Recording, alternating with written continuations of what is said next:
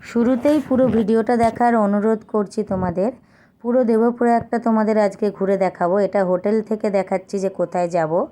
তো এই যে তীরচিহ্ন যে জায়গাটা, ওইখানটা যাব আজকে তোমাদের দেখাবো।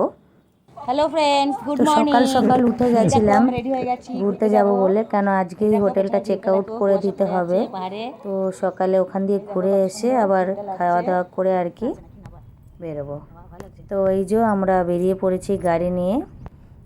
দেখো এবার পুরো জায়গাটা তোমাদের ঘুরে দেখাবো। একদম দেখো কত সুন্দর, মানে সরু রাস্তা দিয়ে আমরা যাচ্ছি। এই যে এখানে গাড়ি পার্ক করে এবার আমরা চলে যাব। নদীর ভিউটা দেখো, এটা হচ্ছে পাহাড়ের যে শ্মশান হয় নদীর ধারেই, ওখানে সব শ্মশান। তো এই দেখো শ্মশান, পুরো জল কিন্তু এত ওপরেই উঠে আসে।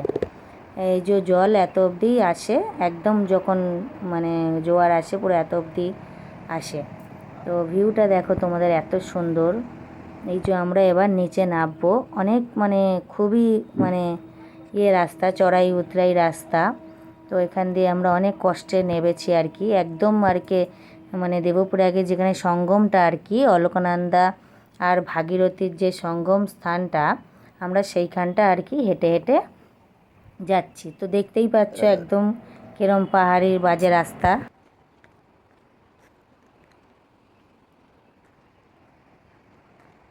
খুবই স্লিপি রাস্তা।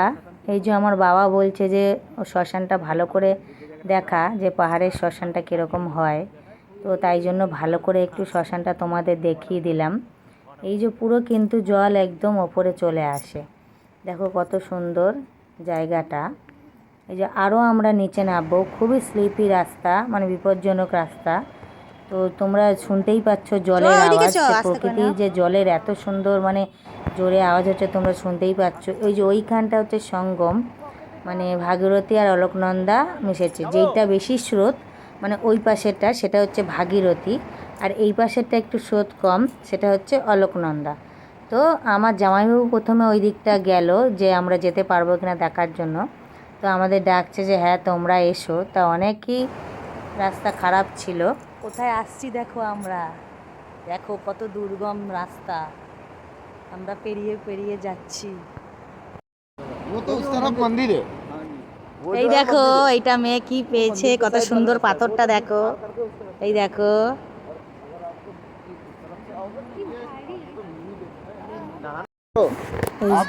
এই যে আমরা হেঁটে হেঁটে নামছি। ওই যে জামাইবাবু আমাদের বাবাদের গাড়ির ড্রাইভারটাকে বলছে যে আমরা যে গঙ্গাটা বলি এইখান থেকেই উৎপত্তি স্থল, মানে ভাগীরথী আর অলকনন্দা মিলে সেটা হরিদ্বারে আর কি গেছে। তো দেখো আমরা এই যে এইখানটা জল দেখছো পুরো, এই একটু পরেই কিন্তু মানে জল নেমে যাবে, তখন পুরো পাথর দেখা যাবে। এই দেখো আমরা উপরে দাঁড়িয়ে আছি, আরও আমরা নিচে নামবো। মানে এই জায়গাটা যে পুরো জল দেখছো, এটা একটু পরেই কিন্তু জল সরে যাবে। তো জামাইবাবু বলছে আসো, আমি তো ভয় পাচ্ছিলাম যেতে। তো এই যে কষ্ট করে যাচ্ছি হেঁটে হেঁটে, খুবই স্লিপ। তোমাদের দেখাচ্ছি দেখো চারিদিকটা, দেখলেই তোমরা বুঝতে পারবে যে এই যে পা স্লিপ করে পড়ে গেলেই পুরো জলে পড়বো। এই যে পুরো আমার পাশে জল দেখছো, এই জলটা একটু পরেই সরে যাবে, তোমরা দেখাবো। এই দেখো জলটা পুরো সরে গেছে। এখানটা নামা কিন্তু বিপজ্জনক, যখন তখন আবার জল ভর্তি হয়ে যেতে পারে। তো এরম এত সুন্দর একটা জায়গা দেখে আমার যেতে ইচ্ছা করছে। বাবা যেতে বারণ করছিল, তাই বললাম না একটু যাই, এসেছি ঘুরেছি, কিন্তু যাওয়াটা রিস্কের ব্যাপার। তো ভাবলাম যে বেশিক্ষণ থাকবো না, তো উঠে যাব। তো অনেকক্ষণই থেকেছিলাম। তো দেখো পুরো জায়গাটা কত সুন্দর, জলটা সরে গেছে।